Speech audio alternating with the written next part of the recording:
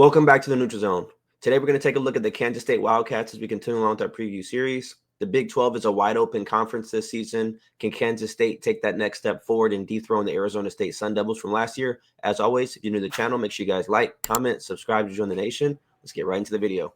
All right, this Kansas State team, 4 losses last year, but they are bringing back so much talent. We can talk about Avery Johnson, a very good quarterback. Dylan Edwards, 500-yard plus running back, and then his number one target, Bryce Brown. So when you're Jace Brown, very few team, how you say it? Jace Brown. Oh, okay, him too, both of them. There are very few teams that can say they are bringing back a number one quarterback, receiver, and running back from last year. So I think this makes this Kansas State team a very dangerous team. And I suspect when you add in some of the other pieces that they added, and I don't know how do you say Gerald Bradley? I don't know who that is. Duran Bradley, big 6'5" receiver. Oh, yeah. When you add Jaron Tibbs coming over. So I think the pieces they added in the portal only augment this team and this offense. I like Gabe Powers, the linebacker from Ohio State. Obviously an Ohio State fan. I think he was a 3 or 4 star guy coming in. I think that really cements what's going to be a pretty good Kansas State defense. This is a team to look out. This is a team, like I said, that has a very good opportunity to shock the world. And I wouldn't be surprised if this is a team that wins the Big 12. Stephen, what's your thoughts? Kansas State is my early pick to win the Big 12. I think this team is very good. Avery Johnson, in my opinion, is the best quarterback in the Big 12 over Sam Leavitt. I like him over Sam Leavitt. I think Avery Johnson brings a little bit more dynamic dual threat ability. Like we talked about with Dylan Edwards, the transfer running back from Colorado. They did lose Giddens, though. He was the number one running back last year. He had 1,300 yards and 7 touchdowns. So he pretty much doubled the output of Dylan Edwards last year a little bit more. But Avery Johnson had 600 yards and 7 touchdowns in his own right. Like I said, he's a dual threat guy. When you look at their record from last year, the majority of their wins, and I've talked about this in every preview, the majority of their wins came by blowout fashion, at least in the regular season, obviously. You win by 35, UT Martin. You win by 7. Then you win by 24, 22, 3, 27, 2, and then however many that is, 26 or how much that is. But majority of your wins came by decent numbers. And then obviously the big loss to BYU, and BYU ended up being a really good team. At that point early in the year, nobody thought BYU was as good as they were going to end up being. So I think this Kansas State team has a 19.9% chance to win the Big 12. I agree with that. I don't agree with the 8.6, 3.7. I think they're going to be a far better team than 8-4. I don't think they lose to a team like Houston, or I don't think they lose to a team like Iowa State again. I think this team is going to be very, very dynamic offensively. And like you said, the defense is going to be very good as well. Let's get right into the roster makeup, though. You do lose Brendan Mott, who I believe was the leading sack getter on this team. I'm not going to say what I said a few days ago. But like I said, you bring back a lot on the offense. You bring back 2 starting linebackers. You bring in an edge rusher, Ja'Shawn Ross out of Alabama, who didn't have any productivity because he obviously playing behind 5-star athletes, but he should be pretty good as well. I think the most glaring thing on the screen, though, is the recruiting class. I don't think this recruiting class was very good at all. And I think this is kind of your window to win the Big 12. I think you have a really good quarterback in Avery Johnson. But after the Avery Johnson era, where do you kind of go from there? This team hasn't really shown any long-term sustainability when you're talking about the Big 12. The Big 12 has been a wide-open conference for the last couple of seasons. So I think this is their perfect opportunity to battle with the Arizona States, the BYUs, the teams like that, in order to get into that, Big 12 title game and ultimately get a spot in the college football playoff. But like I said, I think Avery Johnson is the most dynamic quarterback in the conference. I think he's going to, if he's healthy, he's going to be able to push this team to the next level. I think Dylan Edwards has to take that next step. He transferred to the school. I thought he was going to get a little bit more looks and a little bit more exclusive kind of plays for him with the kind of game breaker potential he has, but they weren't able to do that last year with Giddens. So I think he needs to take that next step in his kind of progression as a running back / slot, whatever you want to call him. Jace Brown, like you said, was a leading receiver, so I think he'll be big. I think this team just has to stay healthy because I don't know how much depth this team has. I think depth can be an issue when we're talking about the longevity of a 12-game season. So I think that's kind of where, if you're a Kansas State fan, you kind of scratch your head a bit, is if this team can stay healthy, what is the ceiling for this team? And if they can't stay healthy, what is the floor? Let me say, though, and I know you mentioned Edwards and his ability to be the bell cow. Obviously, he did not have that position last year because of Giddens, and Giddens had a monster season. But Edwards, as the second back, still went over 500 yards and averaged 7.4 yards a carry. Now, do I suspect that he's going to average 7.4 yards a carry again this year? No, I think he's going to be part of the focus and the defensive scouting report. Teams are going to be putting together schemes to try to stop him. But I also think he's going to average over 500 yards because I think he's going to pick up the carries that literally went to Gibbons last year. So I think he is going to be very good. And again, when you mix that with the rest of what this team has, because you can't put 8 in the box on this team.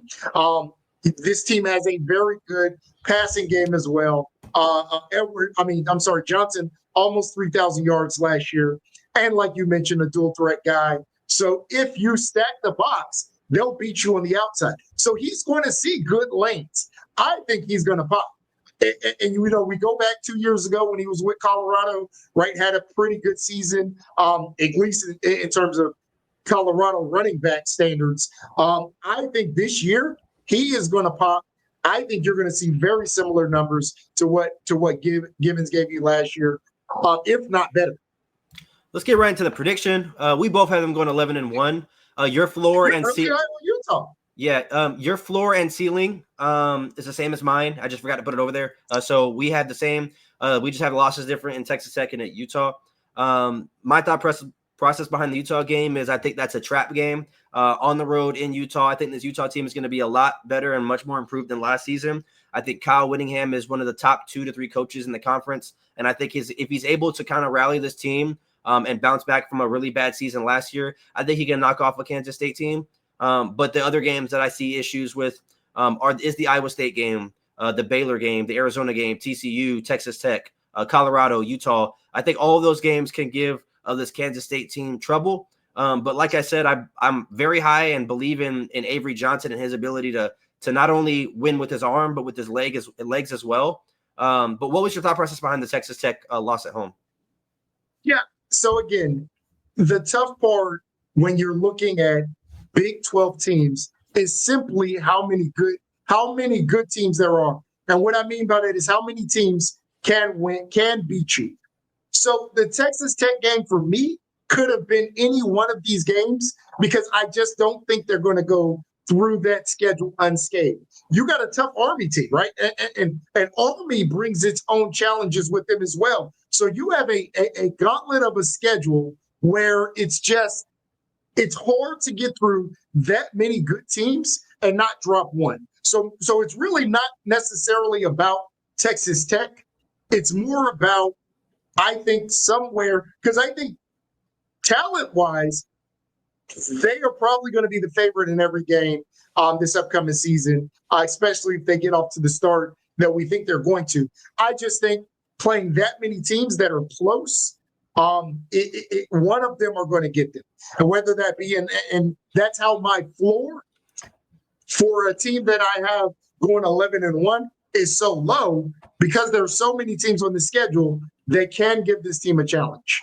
Yeah, I do want to hit on that Army game. I don't think Kansas State loses, but Army, similar to the old, 10 years ago, the Georgia Tech team, they really challenge you defensively as far as, your fundamentals and discipline. Yes. And I think they play really good defense as well. So if they can make it a rough and rugged game, Army could get you. Now, I do favor Kansas State because it is a home game. So I think it's going to be a little bit more tougher for the Army team to come in and, have communication and stuff like that. But I anticipate that game being a decent game. Army had a really good season last year. I think it was finished right in the top 25, if I'm not mistaken.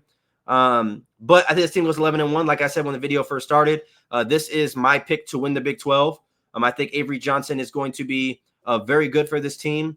I think they're going to be very good when we're talking about the playoff kind of scenarios. If you know how many Big 12 teams get in, and you know who can kind of find their way in. I know at the end of the year we did it with like 5 or 6 teams where we're trying to figure out scenarios in which teams can get in. I think if Kansas State goes in 11-1 and they win the Big 12, this is probably a top 6 seed. Especially if they win the conference and you know finish 12-1, this is going to be a very, very good team. But I don't know how well they can play against teams that are going to be up there with them in those ranks. Because go ahead. I'll be honest with you. Yeah, this is a team that I have in the playoffs that if I had to make an early projection, I think this is probably a first round loss team. I think when they're playing against the Big 12, they're going to look very good. But when you get the 12 best teams in college football, now we're talking about probably 3 or 4 teams from the SEC. Now you're talking about the Oregons, the Ohio States, the Clemsons, all of those teams. I would have picked them to lose to. So I don't think what will be their end of year ranking is going to be indicative of their end of year talent. Now, sometimes confidence and you catch a team, but I think the Big 12 as a whole is probably a step below some of the other conferences. And I'll say all the Power 4 conferences in terms of actual national championship aspirations. I'd be shocked if a Big 12 team was in the Final 4. Yeah, I would be too. I just can't picture Kansas State lining up against a team like Alabama or Texas. And I know I'm almost positive Kansas State played Alabama like 2 seasons ago in a bowl game. But I don't remember what the score was. But I do think that happened. But I can't picture that in a playoff setting when all the chips are on the table and you got to get a must-win game. I can't see the offensive defensive line being able to hang with anybody like that. But let us know in the comments what you guys think. We both have Kansas State going 11-1. Are they your pick to win the Big 12? They're my pick, but I just want to know, is it your pick to win the Big 12? So I haven't thought that deep, but they probably are. Yeah, I'd probably give them the early nod. I think there's a couple teams I haven't looked at in totality yet. But early, I would say they are. Okay, let us know what you guys think. As always, make sure you guys like, comment, subscribe to Join the Nation, and we'll see you guys next time. Peace out.